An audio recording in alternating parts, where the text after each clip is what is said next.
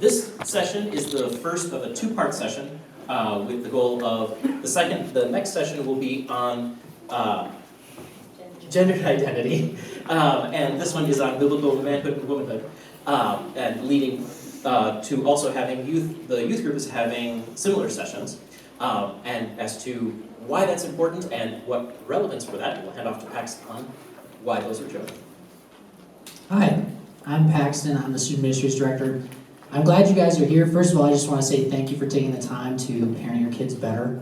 I know that you guys are all busy and you might have appreciated a Wednesday night just to chill without your children, and you're here. And I'm so glad that you did that, because as a youth minister, I just see so much of a difference in a kid whose parents are really invested in their faith being developed versus a kid whose parents are maybe absent, which is, common for kids in this generation. So thank you for doing that. It makes a real difference in the life of the kid. You guys have by far, the studies show, the most influence on your child and their faith. So thanks for being shepherds to them. I will say a little bit about gender identity and why we're doing this topic in particular. The students nowadays, especially if they're in the public schools, but just in general in our society, are bombarded by a lot of ideology that's contrary to what the Bible teaches about gender. And the attacks that they experience are actually deeper than what we might often expect or think of as parents, because of what, even my generation, what we experienced was not the same as what they're experiencing in terms of what culture is telling them. The questions now are more about, is there male and female? Not even what are the different roles between them, or how does that play out? We're beyond that most of the time with the students that we talk to. They're more interested in why isn't it exclusive to say that there's male and female, and isn't that making some people feel isolated or hurting those people? Why isn't it more beautiful for there to be a diversity of gender ideology and not to have those roles? Is God hateful for having two set roles in these ways, or telling men and women who they are at birth? So it's just a very different conversation than what you might expect that you would be having with your teenager. But these are the experiences that many of them are having in school, or just soaking it up online in the culture. So in seeking to address those questions, the reason why we're starting with biblical manhood and womanhood is because we need to understand as parents and as guardians what makes God's vision for men and women beautiful and good and pleasing, and why is that something that's more beautiful than having some sort of diversity or not having those categories at all? How is God painting a beautiful picture of himself through male and female? And once we nail that down, we'll bring Nick in for the next parent training to talk about gender identity and what's going on socially causing those things and how we can best parent in light of that. So again, thanks for being here. That is why I'm talking. That is the why. And I'm going to go now to play Capture the Flag, so enjoy. And I'll hand it off. Thank you. All right. And so this evening, the format for tonight, we have two presenters, or two panelists as a combination, as we've done similar in the past. If you guys want to come on up here, I'll start by having you two introduce yourselves. Great. I'm Christina Sekatowski. You may be wondering why I feel pretty young to be up here. I only have one toddler. So I'm not sure what kind of parenting advice I'm going to be able to give to you that's very tried and true. But I was a teacher at Abundant Life Christian School, a music teacher, kindergarten through 12th grade for 7.5 years. And I was intentionally trying to make disciples of Christ. So definitely struggled with some things, learned things along the way. And I've walked with the Lord my whole life, grew up in a Christian home, and can bring you the experience of a child, just like you all can. And so that's why I'm here to share with you. I'm going to share next week with the youth group, girls and guys, about biblical womanhood. And so they asked if I would share with the parents as well. So I'm happy to be here. Hello, I'm Jordan Schultz. And I don't have as good of qualifications, but I have been a male for 40 years, so that is a starting point. I do have children. I have 3 daughters. You've probably seen them around High Point. They're 11, 9, and 6. And I also help in Kidsmen, so with the youngsters. But I've definitely, so similar to Christina sharing with the youth, I shared with the youth last week. And as I mentioned to them, I've really tried, I would say in the past 25 years, to understand what it is to be a man. not as sort of like, wow, he's been studying 25 years, not anything like that, but just the sheer intentionality has certainly benefited me, and so it's created an interesting conversation within my own circles over the last number of years. So excited to share it tonight. Very good, thank you.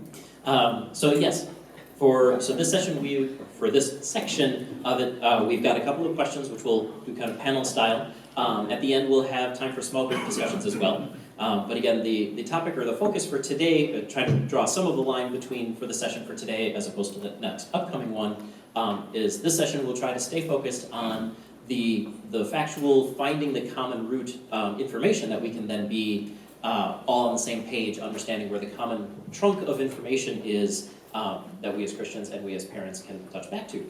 So we'll start with, could you each describe biblical manhood, biblical womanhood? What's the key elements of each?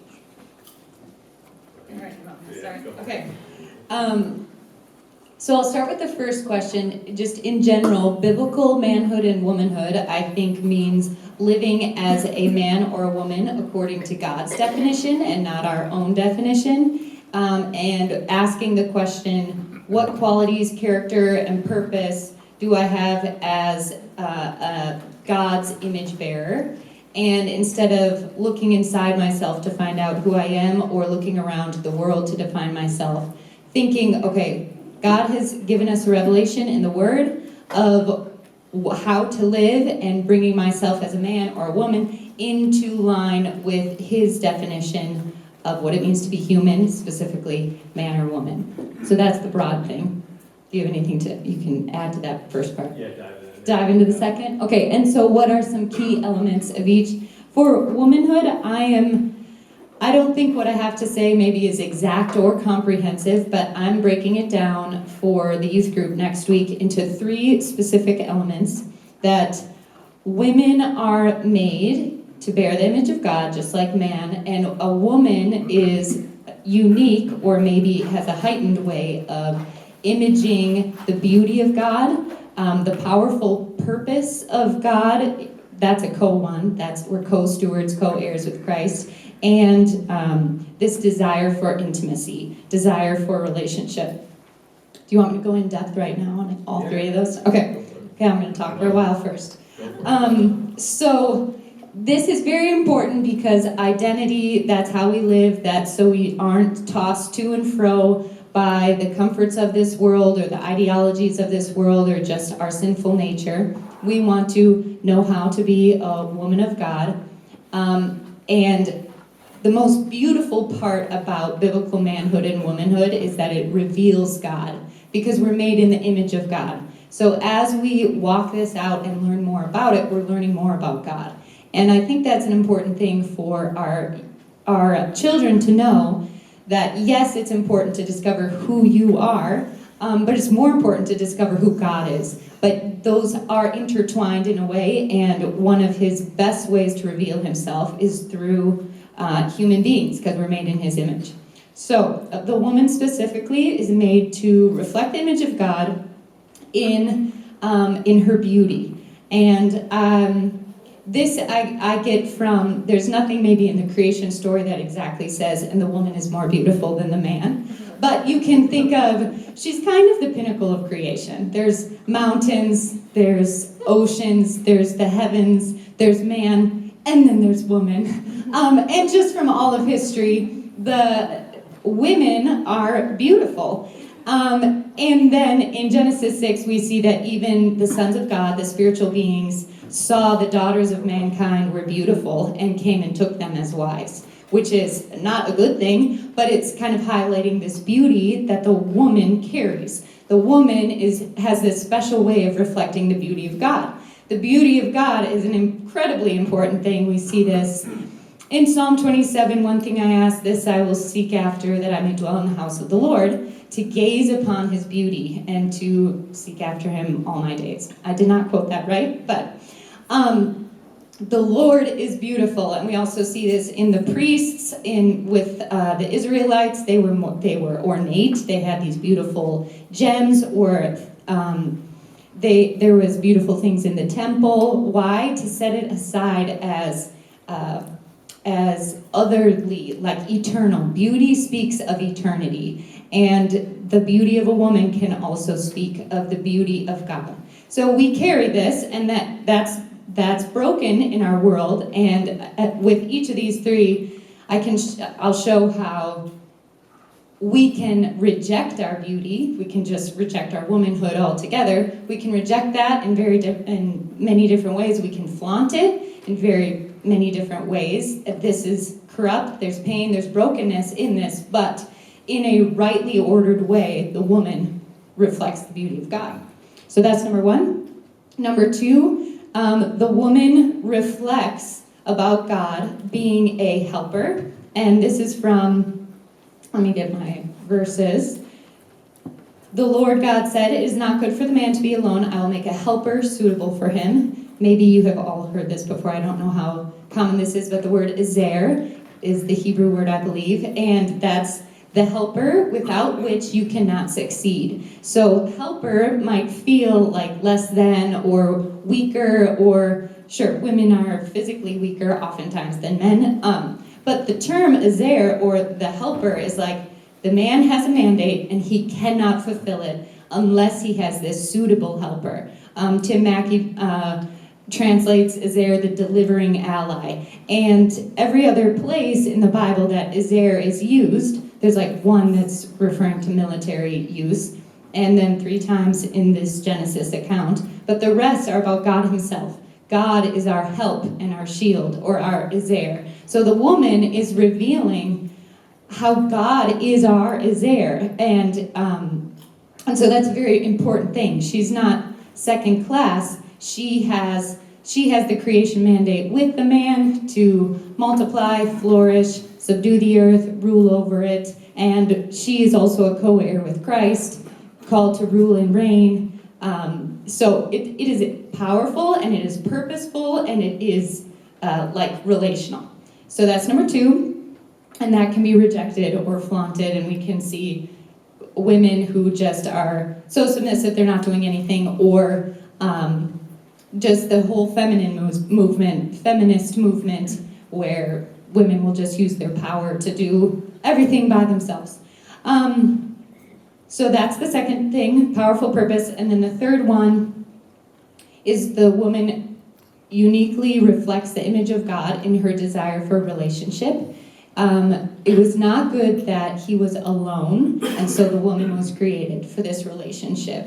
And as women, we might notice that now it's broken, and so maybe we don't, but many women feel this desire to know and to be known, specifically for an intimate relationship, to be romanced. But the woman is very relational, and let's see. This is reflecting God. Jeremiah 24:7, "I will give them a heart to know me, that I am the Lord. They will be my people, and I will be their God, for they will return to me with all their heart." And the great commandment is that we would love the Lord with all our heart, soul, mind, and strength. The Lord is relational, and through the woman we can see and understand this even more. And then that is how we image God, not to mention how wives reflect the church and the relationship of Christ and his bride, but we can get into that at a different time. Okay, your turn. I love it. Yeah, I mean, I had a bunch of thoughts while you were thinking, but I guess I would open with, I love the helpmate, helper thing. And one experience I had end of last week, just before I kind of jump into sort of the manhood side of it, is elementally, we just see order in the world around us, right? There is a natural order to things, a sensibility to it, a creativity, but there's also a very clear structure, right? So in the male-female relationship or the man-woman relationship, it's no different. I mean, the example that I have from last week, I went into a client's office with this very old, 100-year-old safe. So it's this huge steel thing, and you can't blow it up, right, kind of thing. And on the little tag from 100 years ago, and stamped in steel or whatever, it says, one person has to have the code, and one person has to have the key. And so you can't open this big dial safe thing because only one person has the dial, but the other person has the key. And who would you say is more important, the one with the key or the one with the code? It doesn't really you can't really rank, right? Someone's got to do it first. You got to put the code in first, and then the key, or the key then. There's not a rank to it in terms of one being more important. And I would say, similarly with our human relationships, right? I was talking with my wife about that example this morning in coffee time, and I think so oftentimes, whether it is men being overly men or women being overly women, if there was such a thing, we want to try to be better than, or we think we're hearing, oh, you think you're better because you are this role or that role. And I think that beautiful balance of whether you're Jesus, another example, right? Jesus, would you call him better, or would you call God the Father better? Well, you wouldn't really do that thing. That'd be very offensive to say even that, right? So, but there's a clear order, right? Like Jesus says, not my will be done, but yours, Father, right? So there's a clear order to things. So all that to say, I think in talking with our youth or our children or even one another, right? I think there is a real sense in which elementally there is a sensibility to order, and making male and making female absolutely makes sense from our very finite understanding, right? So I would offer that as for the starters of sort of this balance, or this wise tension, if you will, between men and women. Balance is probably a better word than tension. In terms of manhood, the way that I've kind of reduced it down in my mind, again, to the most elemental, simple way of saying, what is it to be a man? Like, is it because I don't leave the toilet seat down or up or whatever it's supposed to be? Or what is the thing, right? I was talking with Jeremy, right? I don't golf, he doesn't golf. Oh no, are we not men, right? But there's a book called Sit, Walk, Stand, and this is what I shared with the youth last week. And it goes through the book of Ephesians, and I think it's not a book on men, but I think it does an incredible job of reflecting what men are called to be. So I'll go through it real quick. So sit is, we are seated with Christ in the heavenly realms, and that's our identity. It's the core, it's the seed, it's the wellspring, right? From the inside out is how the world works, as a man thinketh, right? Then walk is walking in a manner worthy of the calling, right? We're supposed to take action at some point, right? And then stand is simply the death that we all have to die, and men are called to death. Not that women aren't called to death, but men are called in a special way to die, in terms of sacrificially as Christ did. And we reflect the church. So I'll dive in really quick on each of those three a little bit more, but and then we can move on to the next question. But so in leading our homes, or in helping our children to understand what it is to reflect men and women, or husband and wife, a man must know his identity. If we don't, the outcome will always be corrupt. And so if you start with a bad seed, the heart, the wellspring, the core, Romans 12 talks about, right, we must be transformed by the renewing of our mind, not conform to the world, but transform. And it all starts inside. So this is morning quiet time. It's your identity. It's being in God's word. It is knowing that God loves you. And once you have that inside, then it can come out in action, right? But it has to start at a very elemental core. So it's easy to go into a parenting conversation and say, well, what are the things we should do? And I would argue that what are the things we should be comes first. Whether you're a man or a woman, but in particular I'm speaking to sort of the man side. So I think you have to start there, that very elemental wellspring. And then you go on to action. I think too often we as men can be passive, and I think that's our tendency. So again, being the most elemental, I go back to Genesis, as Christine was talking about, what happened with Adam, right? It says very clearly, God put him there to work and to keep, or whatever the translation says, right? Work it and keep it. Well, what are we doing? That's an action, right? It's not that he was put there to sit, he was put there to work. And so work is good. This is before the fall. And so many men, including myself, can take a very passive route, and that brings such death to ourselves and to our families ultimately. If we aren't initiators, if we aren't workers. So many examples throughout Scripture, but again, two would be Adam in the garden. Eve has the fruit, she's with the serpent, and Adam's right there, and instead of taking action and saying, no, we should not do this, he's like, maybe he's nodding. I don't know what he's doing in that moment, but he's right there, and he doesn't take action in the leadership manner that he's called to, and he sits by while they eat the fruit. Another example that I shared with the youth last week, King David, right? It says in the chapter in Samuel, at the time in the spring when all the kings go out to war, and again, I'm not saying we should always go to war in the spring, but at the time when the kings do their thing in action with swords and shields and all that stuff, David stayed home. He sat on the roof and he had an affair, right? It's this passivity that is just killing, and you can see this echoed throughout scriptures. Then lastly is stand. So sit, walk, stand. And stand, again, is the death. So part of the definition of a man is, I believe, I think it's pretty narrow for one, but part of that narrow definition is, again, as it talks about in Ephesians, we are meant to be Christ to the church. So we're meant to sacrificially serve, servant leadership, right? So my cousin and I were talking about this a few weeks back as I was thinking about some of these things, and he said, yeah, you know what it is? It's when it comes time for someone to die, the man steps forward. And it's easy to say that when a burning house or a car is going to come and smash, that's an easy situation, I would argue. The hard part is the living death, right? It is the daily dying to self. It is the dying 1,000 deaths that produce life in your home, biting your tongue, making the hard choice, doing the thing that is best for your team, your family, your wife, whatever the case may be, rather than doing the thing that is best for you. In your mind. So, again, at the end of Ephesians, when it talks about having the armor of God on, it just says, after you've done everything, to stand. And I love the reflection of Christ in this as well, right? It says, for the joy set before him, he endured the cross. And that's a man's job, is to say, you know what? There's a joy on the other side of this sacrifice for my family or for my wife. I see the joy on the other side, and I will die that death. So those three are sort of the progression. Again, a lot of different manhood books out there, a lot of different interpretations or different angles to all these things, but I would say at a most elemental level, those are three that really resonate with me. Very good, thank you. So moving on to, again, kind of linking this session to the next session of why is it important for us to understand and to help kids know about biblical manhood or womanhood? Why not just jump straight to the second session? Sure.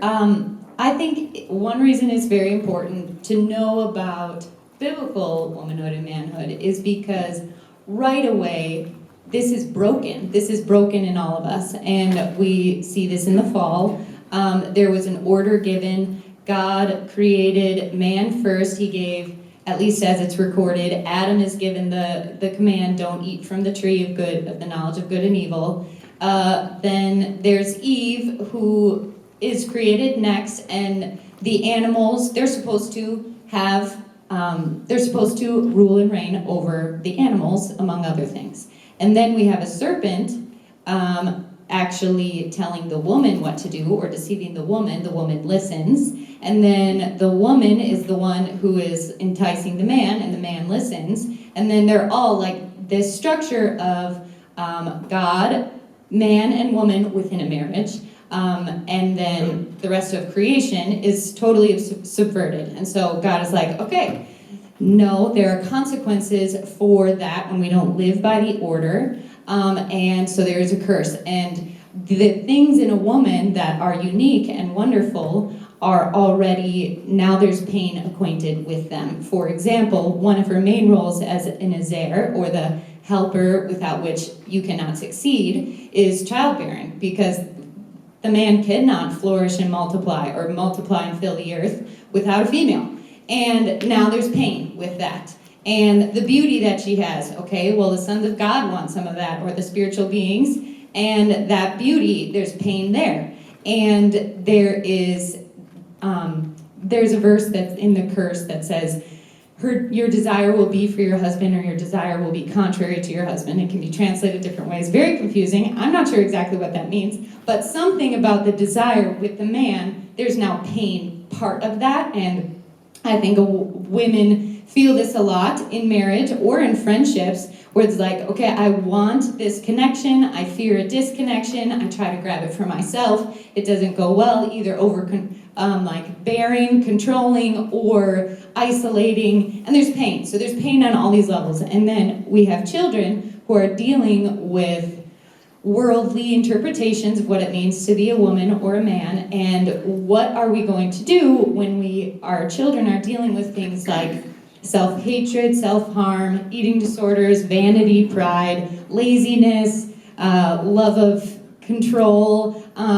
emotionally closing off from others, or becoming emotionally enmeshed with others. Like, there's so many different things, and if we don't have a grid of like, okay, you were made for beauty, you're either rejecting it or flaunting it, or you have a powerful purpose, but you're rejecting it now, or you're trying to grab it for your own, or defining it on your own terms instead of God's, or in relationships, you're either rejecting your desire, the need to be a relational being, or you're maybe not flaunting it, that's probably the wrong word, but getting too carried up in it, and now you're like tossed to and fro by other people instead of having good boundaries and being a separate person from other people. So I think this is important for us to understand so that we can help our kids navigate the sin and the bondage that comes from sin when we sway too far in one direction with any of these things, or if we're hurt. There's just so many wounds with our identity because that's what's most vulnerable and precious in us. And so if we can start to grasp what it means, hopefully we can speak the truth instead of the lie to our children. So I'll stop there. Yeah, no, I like that.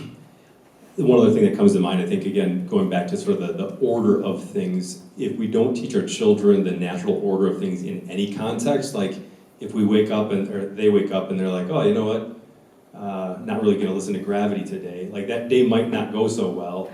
And there is a sense of that in all of these things, right? If we don't relate with one another, how we're supposed to relate with one another, that's a broken system and it's not going to go well. I mean, and we would certainly say this in the classroom, right? At a most simple level, if they don't show the teacher, if they don't respect the teacher in the teacher's role and the teacher doesn't respect them in the student role, there's going to be a broken system. So why wouldn't it be the same in other relationships, including man and wife, or man and woman, and husband and wife, or father and mother?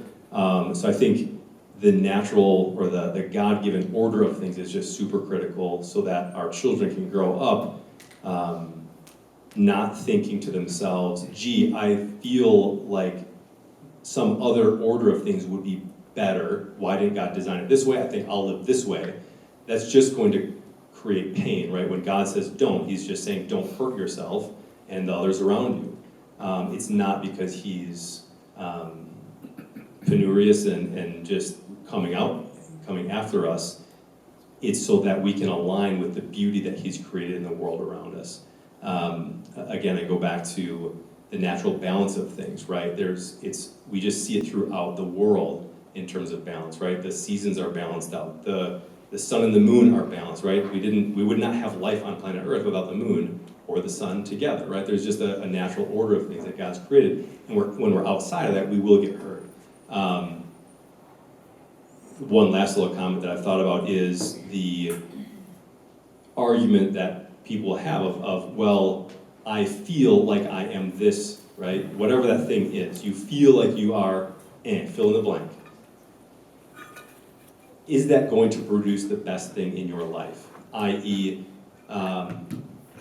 did Michael Phelps feel like getting out of bed to work his ass off, his tail off, to train, right? He got those gold medals because he chose to do what was not natural. And so again, in the male-female relationship, I might be a passive man, generally speaking. That might be my natural bent. Or I might be a whatever.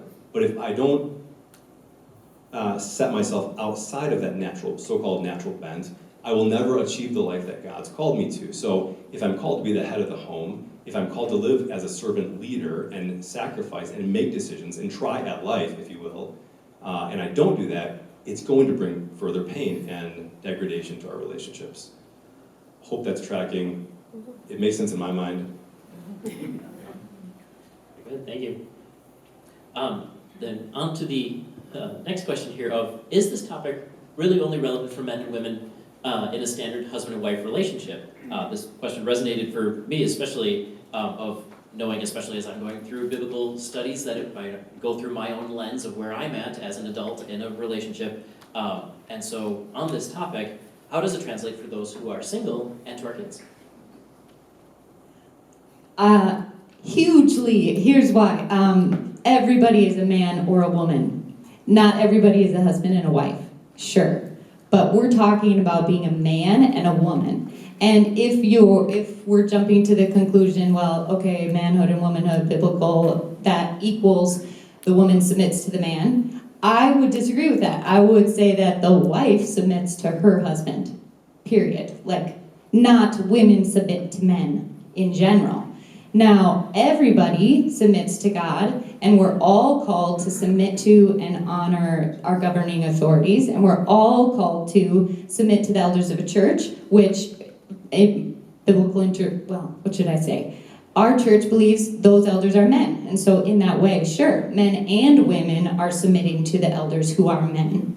And then children are called to honor and submit to their parents, and then wives, this should just be a natural next step for your daughters, because if we, I should say, because it's a struggle for me, if we as a community are modeling so well that we are honoring and submitting to our governing authorities, if we are honoring and submitting to our elders and the pastoral staff at our church, and if the children are honoring and submitting, well, the children should learn from us how to do that submission. And then God has called wives to specifically submit to their husband. And that's great, and that can be a beautiful thing. When there is no honor and submission anywhere in our society, maybe I should add to this list. In the Bible, it says slaves submitting to their masters.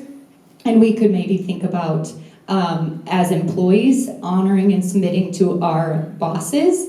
That's not always just that's not the normal way in all Christian circles to speak well of and submit to, even when we disagree or don't understand with our authority. We usually voice our disagreement, we say we don't understand, we complain, or we fight for our own way. And so, I think it is important to be honoring and submitting to the people and to God Himself who we're called to, and then the woman, when she does get married, if she gets married, can more easily fill that role, knowing how that works. So, okay, that's just about the submission. That wives and husbands have a specific complementary relationship that reflects Christ in the church, which is beautiful and necessary to reveal really important things about Christ and the church, among other things. And because that's the way they flourish the most, because that's the way God set it up. But to be a man and a woman isn't defined only by marriage. To be a woman, I would argue those three things are for single women and married women, carrying and reflecting the beauty of God, a powerful purpose to be co-stewards of creation and co-heirs with Christ.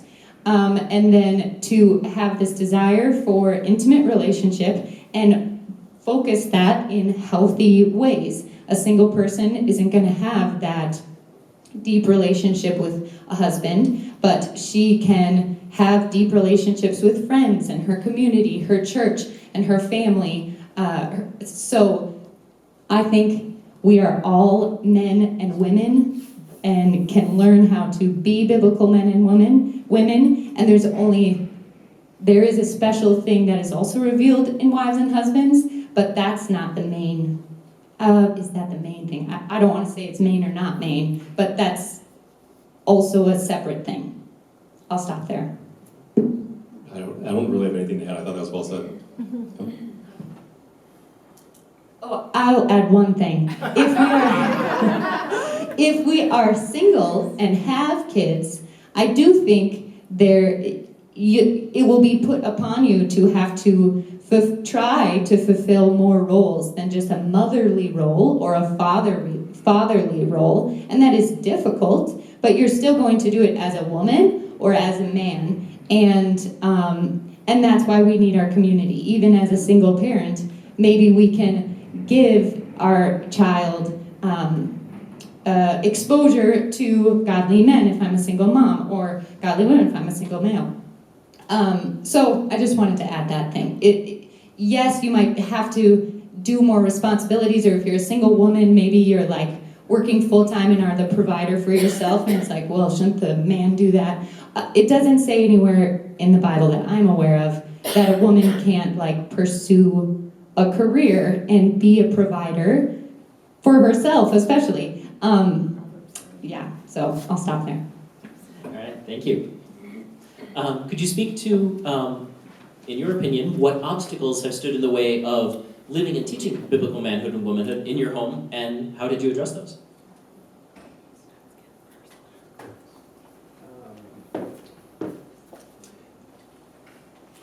Again, I would go back to kind of the Adam example or the David example of passivity being the bad outcome of not living well into a man. And I'm not going to say how our home could have done better if my wife did better. I'll say how it could have done better if I did better. And I think it does come back to the passivity thing. Like the days that we're doing and living to our best are when I am leading and taking initiative and not sitting back and worrying about my own self, my own headaches, my own heartaches. It is, again, that servant leadership role of, gosh, I do not, really tangible example, right? Nighttime, my wife, usually we want to hit the pillow and she wants to talk, right?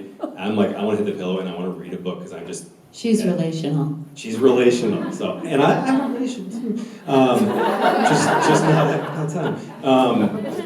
Or in different ways. What? But there are those moments. Sorry.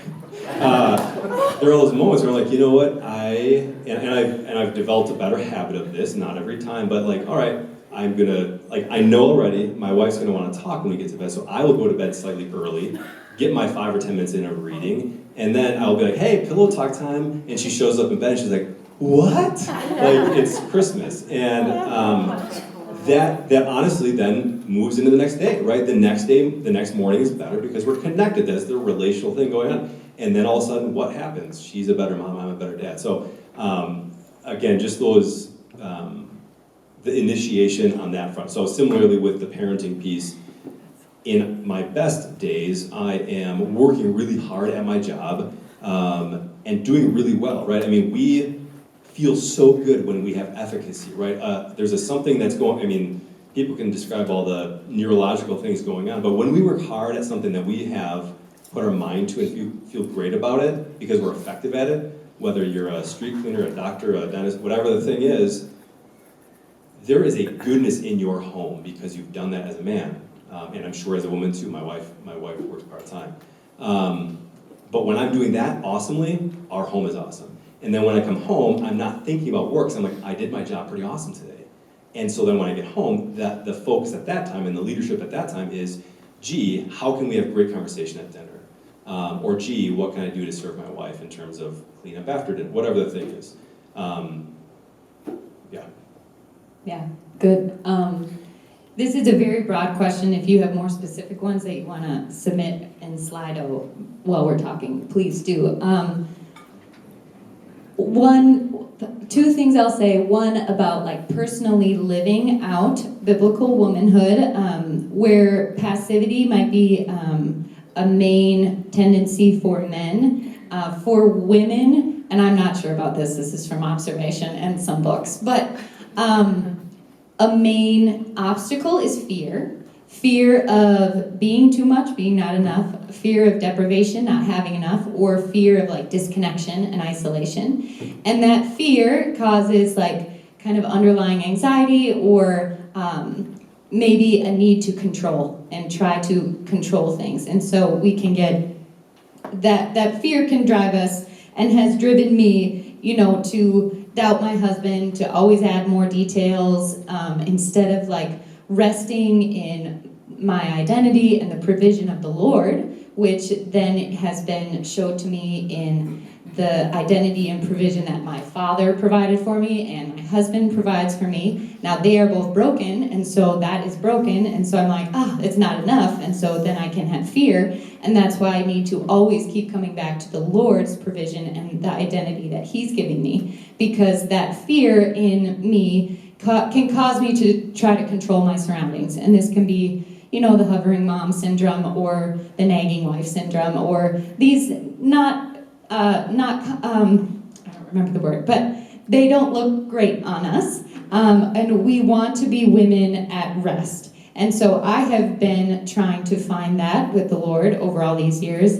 As for obstacles in like teaching my children. I only have a toddler and I've only been married 3 years. So I will say though, from teaching for 7.5 years, a huge obstacle to teaching things explicitly to children is it's awkward and they don't listen and they aren't interested in it.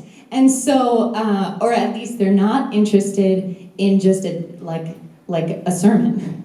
Have you noticed? So what I have found is living by example is like the number one thing you can do with children, and to be winsome, to yourself be healthy as a woman or a man. As a woman, like finding that healthy relationship with beauty, powerful purpose, and relationship, being relational, so that we're a winsome example. And then I think this will get into the next question, but starting to normalize kind of deeper conversations, and this looked like for me in one of my classes, just starting, okay, we're doing a character challenge every Monday. And you're like, what are we even talking about? Character? What's character? Character challenge every Monday, and then I just started diving into some of these topics, and since it became a rhythm, they learned to expect it, and we're a little more able to engage with these sorts of thoughts and thinking about, oh, am I lazy, or am I a perfectionist, or am I in the middle, finding God's right way in my work ethic, things like that. So normalizing deeper conversations. It takes a long time and it's awkward.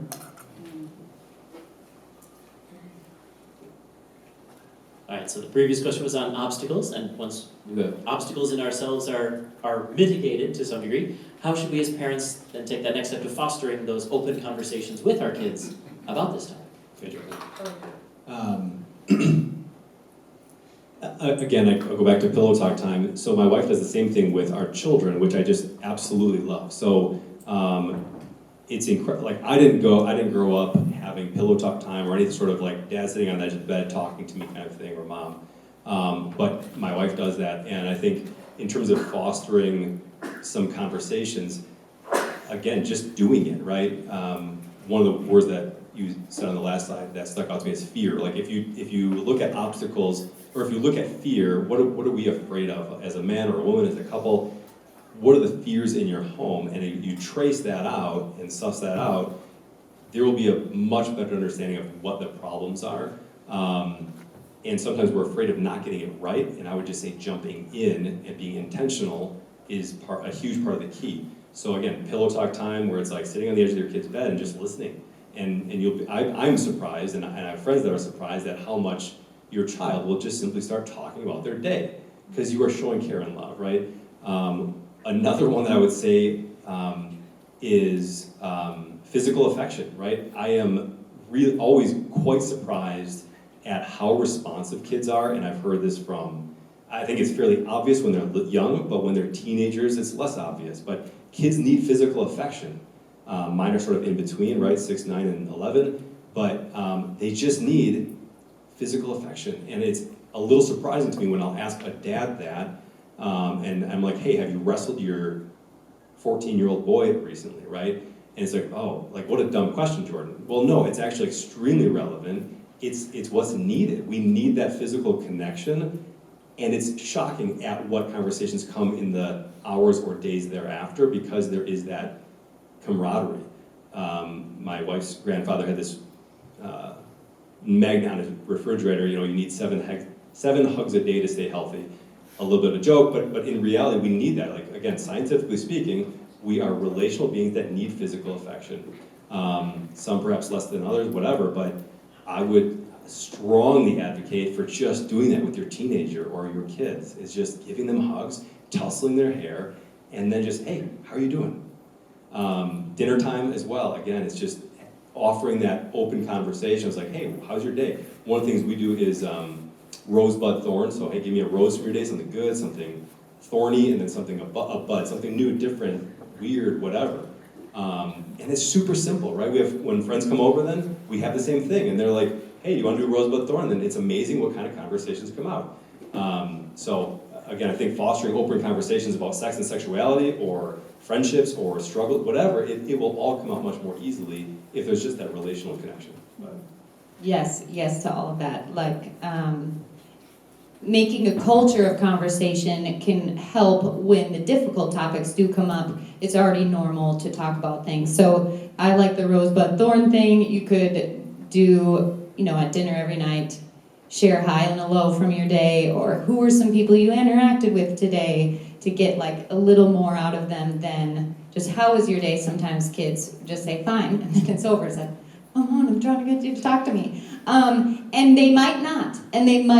But if car time or meal time, bedtime can be times for talking and asking intentional questions, and you demonstrate what it's like, and you and your spouse are doing it, are sharing these things, the children might get used to it, and then when these harder issues come up, there will be a way to talk about it. It will be a little bit less awkward, maybe still awkward, and that's okay. And then another broad sort of a question. What is something that each of you would recommend personally as parents do to teach our children about biblical manhood and womanhood? I feel like we've answered that somewhat earlier. Yeah, I'll add tending to your own heart as a follower of Christ. And what I mean by that is partially like meditate on these qualities in God. We are made to reflect His image. And for example, if we're reflecting on women, the beauty of God, how He is a powerful helper, and how He desires relationship, as we are worshiping God in that, adoring Him in that, asking Him for more revelation in that, we are going to realize or become more equipped to parent our children well, because He is the Azer who helps us. He is the Holy Spirit who is the teacher. And as we're reflecting on His beauty and being transformed by His beauty, we have more hope, because it's like, oh God, you are so beautiful that my children can be won over. Like, it's the world against God, and sometimes that's discouraging, and we're like, the world is winning, and what are we gonna do? But as we are focusing on His beauty, our hearts are filled with faith and courage and hope that, no, He is the most beautiful. He will win the day. And there is something here that every teenager, every child, will want to follow, can want to follow if their eyes are opened, and we're praying for grace. And then just knowing that He is such a relational God, that we can be doing all of our parenting with Him, or partnering with Him. And there's a difference. God wants to be known, and He wants to know us. And as a parent, you might know your kid, you might know everything about them, because you see everything. Similarly, God knows everything about you, but does He know you in the way, does your child tell you about themselves? Now, it might be things you already know, but there's a difference when the child is opening it up and saying it to you face to face, because that's relationship. It's not just knowledge. God is all-knowing. He knows everything about you, but He wants the kind of relationship with you where you're turning to Him, opening yourself up to Him, and then telling Him things He already knows. We as parents, we already know these things about the children. We know they're worried about this, or that they're excited about this, but when they tell us that fosters the relationship. So God wants that. So as an encouragement to us as parents, and to get us through the difficulties and the fear and the doubt, let's meditate on the qualities of God, and let our hearts be changed. Excellent. Thank you. I had one more thing. I was just thinking about, again, just fostering when so much more is caught than taught, right? So just living that example of complementary husband-wife relationship can be just such an awesome thing in terms of honoring one another's differences and what each of you bring to the table. And it's different in each relationship. It's not just like men are always this way and women are, it's like just your different giftings, even without the manhood, womanhood thing, mirrors to them, again, the beautiful order and I'll call it the yin and the yang balance, right? Of honoring one another who God has made. A couple of practical ones, as well as the sort of rosebud thorn. again, I think even like the Sabbath, that's another one that comes to mind, right? If you are honoring the Sabbath and doing these relationally connecting, family connecting, God resting kind of things together as a family, my goodness, will you not have better conversations and open conversations with teens who are either doing well or poorly or some of both? Very good, thank you. And so, yes, we do have the Slido QR code is up on the screen as well, which we did have some come in. I just wanted to ask, were there any that you wanted to save for the podcast, or? I think they're all okay. If we want to go through them, I think it's I think they're excellent as well. Yeah. So, I'll do, let's see, can they be up there, or I'll just read them? okay. You just want to read them. I'll read them out. Okay. So, sacrificial living for the ones we love is hard.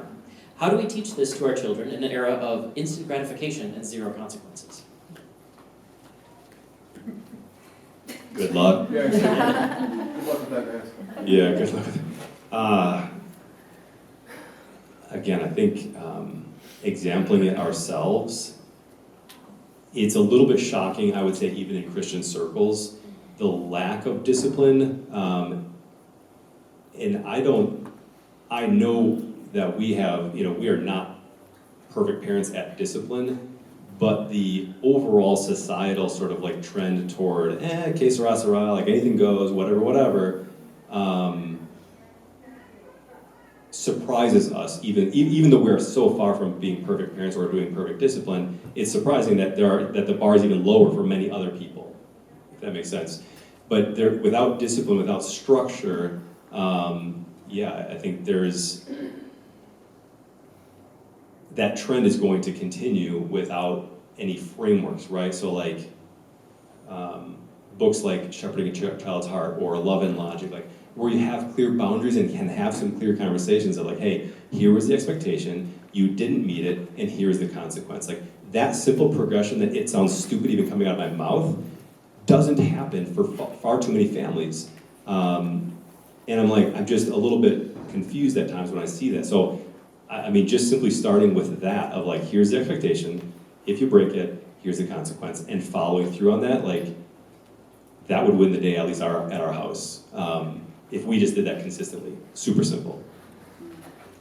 Yes, and I think sacrificial living is a very hard thing to teach, especially because there is a way that it can be taught without Christ where the child or the adult is hugely sacrificial, but their motives are confused even for themselves, and they become kind of this, I will always be the one to save the day, I'm always going to be the one who's helping, even to the detriment of themselves, or they're looking for recognition, but it's like this false humility, and it can get a little convoluted until we're like, that might not have been the right word, but unless we are sacrificial because Christ is in us. And so our children might not be at an age to really understand sacrificial living and to have Christ in them to sacrifice for others for the sake of Christ.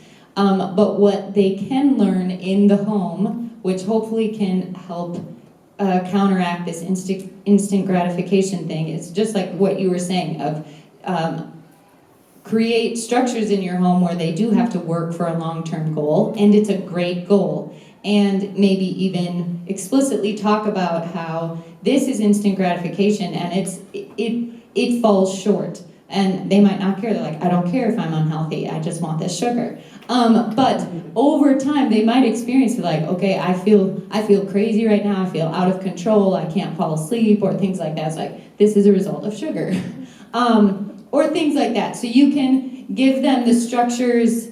Hopefully at home. It's hard when the school isn't on board or doing the same thing, or if they're if there's a split home or a family and they're going to a different home. But as far as it depends on you, giving some structure of like, this is what discipline looks like, and then being a winsome example of sacrificial living of like, I give up my own desires for the sake of you, for the sake of Christ. And not always saying that explicitly, but modeling it so it's like, that's what it looks like to care more about other people than myself, or considering others' interests as well as my own. And then when they have that intimate or that life-changing relationship with Christ, that also might supernaturally switch something in them that can help, but they still need training. I'd even say, too, kind of with what you're saying, the food thing, it's just good to have those conversations, right? I mean, I feel so hungry. Oh, hey, grab us, like it's so easy, right, at our house. Oh, grab a snack, grab a snack, grab a snack. You know, it's like just so easy. There's the cupboard, right? But to even do that from a physical perspective, like God made us physical beings, which is why he gave us a gift like fasting, right? Because it teaches us something spiritually. It's not just good for our body, it's good for our spirit. It's not just good for our spirit, no, it's both ways. And I think teaching our children, hey, you know what? Yeah, we missed lunch today, and that's okay. Like, you will survive without food for a few hours, shockingly. But I think we're so prone to not even do that. Like, if we're not even here and can't even stop snacking, how are we going to get here and say, you know what? I'm going to give up this $10 that I just earned to give it to the kid down, you know, to put it in the bottle for the mom ministry that, I forgot what the bottles are called. Karen, thank you. I'm sorry, bad Christian. But like, how are we going to start get there? And so again, I would just super simple. Maybe it sounds dumb, but I would just even foregoing snacks sometimes helps us to say, gosh, I don't need that dopamine hit. Very good. All right, and the next question is, many Christians take submission to an extreme that can lead to abuse. How can we have a balanced view of what submission means in a marriage and other situations? I just read an article by Nick about this, which I don't think is posted yet. So it's part of Optive Network. Plug for Optive Network, Andy Schmidt, he works at the church. But in the article, Nick was talking about complementarianism, and I'm not going to be able to say this perfectly, but something about how the man and the woman marriage and the submission that is there is voluntary. And yes, there's a hierarchy, but because it's voluntary, there is this moment and responsibility in the woman to rebel when the husband is not submitting to Christ in maybe a specific thing. And she is kind of his checks and balances of like, I'm voluntarily giving you my submission, but the expectation is you are submitting to God, and I have one higher than you that I'm submitting to, God himself. And if what you say is contradicting, it is my duty to rebel because I am first submitted to Christ. So I think that can apply, obviously, to government too now. Now, what that line is and how that is played out, get pastoral advice. I'm not sure. But yeah, it can be taken to an extreme, and that's unhealthy, and we need to pray against that, fight against that, and ask God for help and direction. Yeah, I would agree. I mean, that was really well said. I think as well, again, going back to do we go against our quote-unquote natural bent? Like, we want the dopamine hit, for example, right? We want that sugar high. I love sugar. I love dark chocolate. But will we go against that to choose something better? And so, yes, for example, like in the submission thing, if there is a moral obligation or a Christian obligation to not do the thing that your husband says, right, or whatever, the poor leadership that's going on, absolutely first submitted to Christ. And yet, if it's just if it's something less than that, but he's just doing a dumb thing, not a sinful thing, right?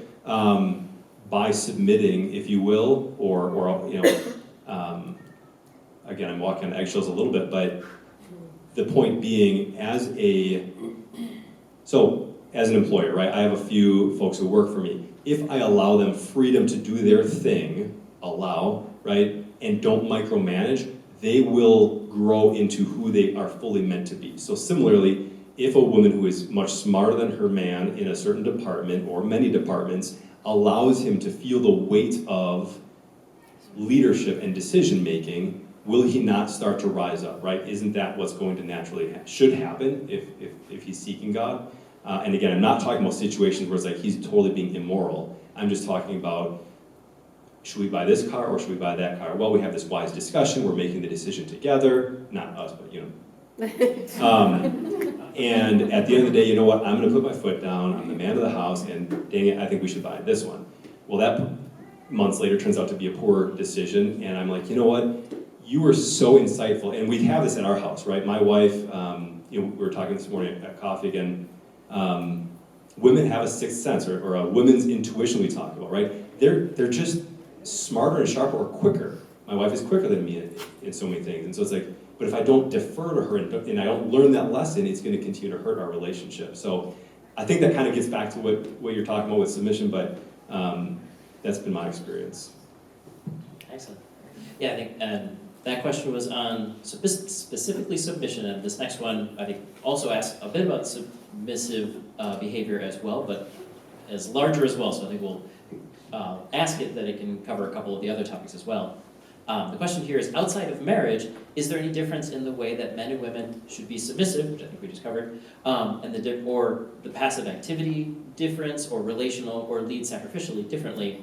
I think this question is getting towards, I think as you mentioned, like being submissive to the government authority, or some of these other aspects that you've touched upon that apply in a relationship. How do they apply outside a relationship as well? Or if the person who asked that one wishes for more clarity on that one. So, right, what about the rules when you're living outside of marriage? Yeah, what's different for men or women about like how you would submit? Or is it the same for men and women outside of the context of marriage or eldership? And for all those other things too that you described, the sort of, key parts of what these roles are. Does that make sense? Yeah. Yes, and I'm also wondering if you have some thoughts as well. I'm sort of actively thinking through that right now. Sure, Yeah. but you're specifically asking about submission of like, are women supposed to submit differently to the government or the church or their parents? Well, we kind of set up so submission is sort of part of the women's role, or the role of womanhood. Being a sacrificial leader is part of what being a man is, or manhood. So if those things are sort of key parts of the role, again, I'm just wondering, outside Sure. of marriage, do the two genders do those things differently, or one more than the other? Or in a situation where you could lead sacrificially, could that be the same for a man or a woman?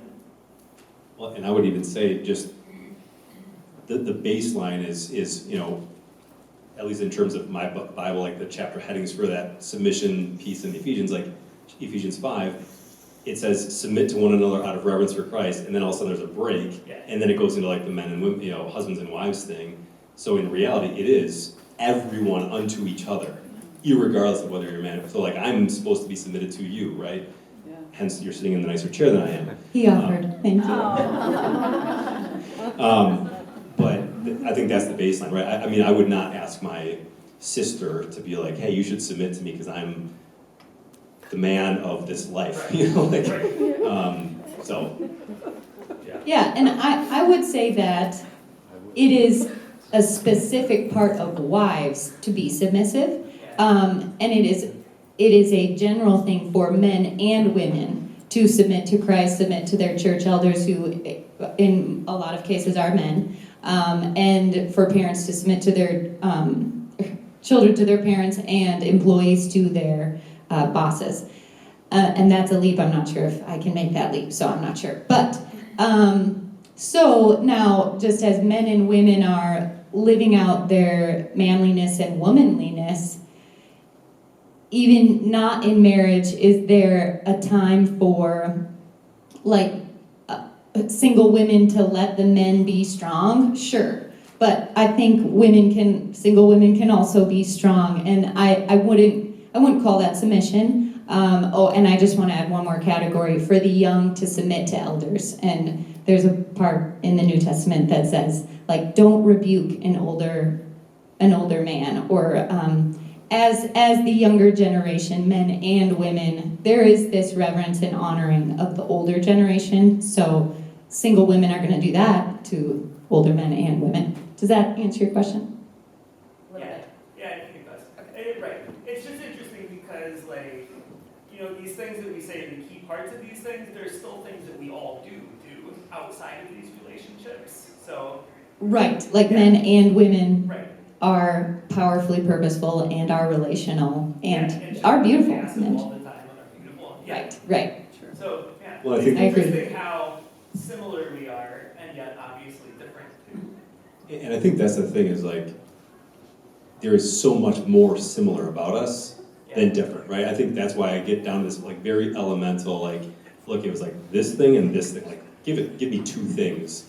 It's not like this list of 300 things that like, well, men should this and men should, and that's where masculinity and man, like all of that gets so confusing because different cultures have different constructs as to, well, the man, you know, one of my mentors, he does not drive the car. His wife drives the car, right? Like, well, shouldn't the man of the house drive the car? No, like, you know, but we have these things like, well, the man of the house should drive the car. Well, she also mows the lawn, by the way. And, right, we have these things that are just not biblical. Lawnmowers didn't exist. Sure. May I bring up the taboo issue of dress code for proper, sorry, Go ahead. proper dress code, biblical dress code for a man or a woman? Because this has been just throughout that has been one of our main struggles, I think, especially we've had 4 girls and 1 son finally, and yeah, I have a hard time with it. For sure. Do they attend public school or private school or homeschooled? At this point, public. Public school. Do you know if the public school has a dress code? They probably do. Oh, no. Probably very Probably not. liberal though, or like, Yeah. just don't come in your underwear. Well, some of them probably. Right. I would, a lot of public schools, even, you wouldn't believe it, but they do have a dress code, and one way to address it could be, okay, let's find that dress code that the school has and submit to that, because they are our authority. But there's also, children should submit to you of the guidelines you're saying.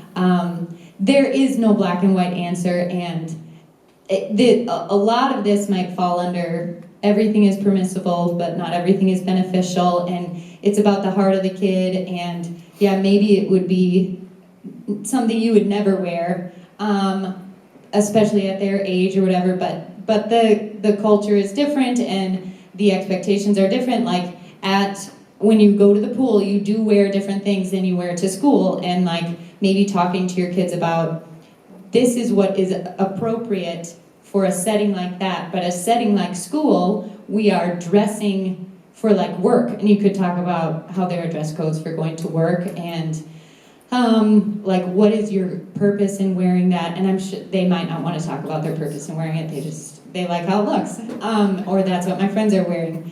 So I don't have clear answers for you, those are just a few ideas for talking points. Sure. Well, and I guess there's just this other issue of, with the gender confusion and how maybe some of the boys might be wearing a bow in their hair or just whatever, and I might point out, oh, that's a little odd or something. My kids will be like, don't be judgy. I get the judgy, and I'm just like, it just shuts me down, like I'm unloving, I don't know, it's just really, I struggle with that a lot. Especially how how to talk to your kids about What's not. what other people are wearing, and like, that's, yes.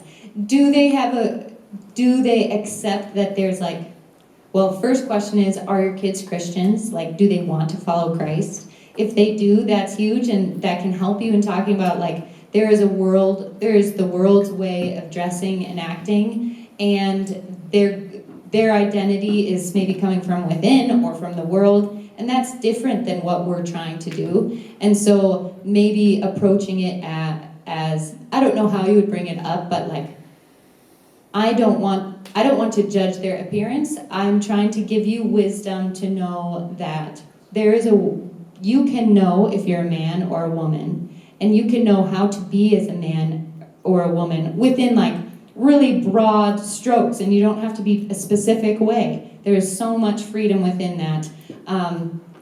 But not focusing on the world's like specific people, or like that's strange or that's off. They might feel like, oh, you're judging that person specifically, but like, no, I'm just trying to show you there's a difference between the world and Christ's way. And this is an example of how the world has gone askew.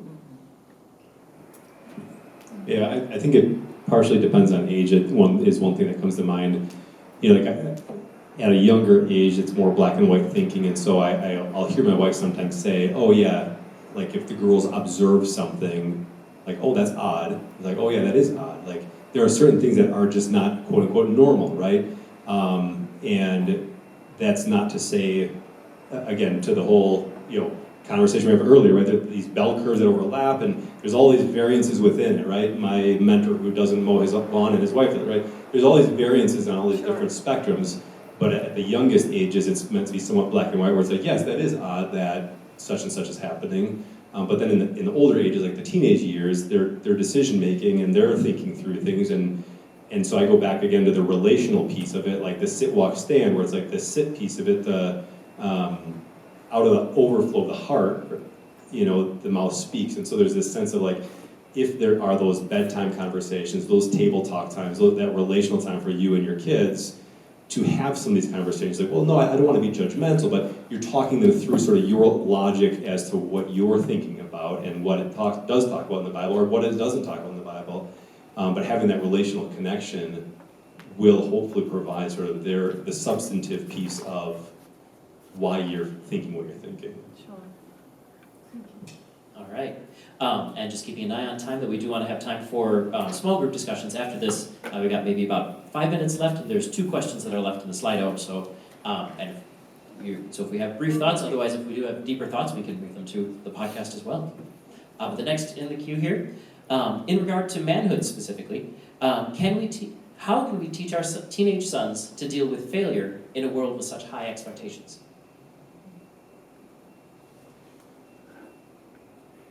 Memorize the poem If.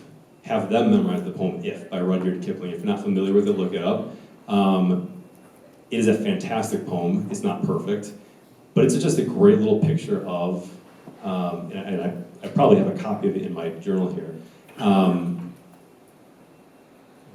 But in a world, and again, going back to what I shared earlier, Matthew 25 has hit me for years, but this servant who was chastised and thrown out and cut up and all that stuff was the one who didn't take the risk, the one who buried the talents. And that's what we have to example as men. Son, I tried this and it didn't work. I flopped, I failed. But I shared with the youth last week, like, beware, I love this quote, I don't know where it originated, but beware of any leader that doesn't walk with a limp, i.e., you are going to have failures. Peter, one of our classic saints, right? Peter had a lot of failures in his life, and yet he is renowned, right? He's his doorkeeper, is he? I don't know. Right, but we are meant to live a life of a checkered success rate, right? It is not meant to be without that. It's not meant to be this like onward and upward and everything's better all the time. You are meant to have failures. So again, we had this line when we moved back to Wisconsin in 2016. My wife and I were like, we just want to have some friends that are trying at life. And when you try at life, you are going to have failures. Things are not going to work sometimes. And so if we can example that as parents, to actually embrace failure as growth opportunity, they should hopefully catch that. We could spend 20 minutes on it. I love that topic, but anyway, I'll stop there. That's good. I love risk and I love failure. It's so unpleasantly wonderful. Sure. To whoever asked that question, thank you. Just teach them to fail. Make them fail. Make them fail often. Make them fail hard. And be there with them to pick them up. I practice martial arts, and the one thing you learn is that you get punched in the face very often. You will get hurt, it's gonna hurt, but what really, really matters is when you're on the floor, how quickly you get up and put up your hands. So when I teach my son that, many, many times when he's crying on the floor, is it doesn't matter that you're on the floor, it doesn't matter if it hurts. Are you gonna get up? Are you gonna put up your hands? And how often? Because if you don't, they're gonna kill you. Right? And that applies to life and business too. People don't succeed because they're afraid of failure, because they think, what am I gonna do when I'm on the floor crying? Right? So teach them to fail, make them fail often, make them fail hard, and be there for them when they do. wonderful. Yeah, teaching the failure is not the end point. You can then stand up after it. Yeah, just to echo that, if you ever read any success story in whatever realm, business or whatever it is, sports, it is littered with failure. There is no path to high achievement without failure. The highest achievers, the winners, the most successful people in life have failed more than most people try. Okay, they're just, failure is part of it. So you gotta teach your children, you should embrace failure because it teaches you, it helps you grow, it causes you to get back up off the mat and go again. Down 7, up 8, okay? And you just, a just man falls 7 times and rises up again. There's the Bible for that. But failure is absolutely part of the pathway to success, and there's no getting around it. You've got to normalize it and help them even get excited about it. Sounds good. We've got a topic that people are interested in. We'll take a few more comments here. Hi, I'm a teacher, public school teacher. So, yes, to your point about failure, when you support teachers in school, when they're trying to really come alongside you and grow your children in the right way, support them. So, for example, when something is hard at school or there is a failure at school, have those conversations with, that you're on the same team with their educators. I don't know a lot of educators that I've ever worked with who are evil, want to corrupt your child. It's just not the case. We love your children and we want them to be successful, and that means failing sometimes. And when parents come, I'm not suggesting any of you would ever do this, but when parents come at teachers because their kid didn't make, the cut for the mathnasium team or something like that, it just, it's not teaching your child these lessons that we're talking about. And so it also positions children to think that they can challenge authority in places that will not help them grow to be people who understand how, the hierarchy works and how submission works. So that's a plug for our educators. Thank you. Amen. Very good, thank you.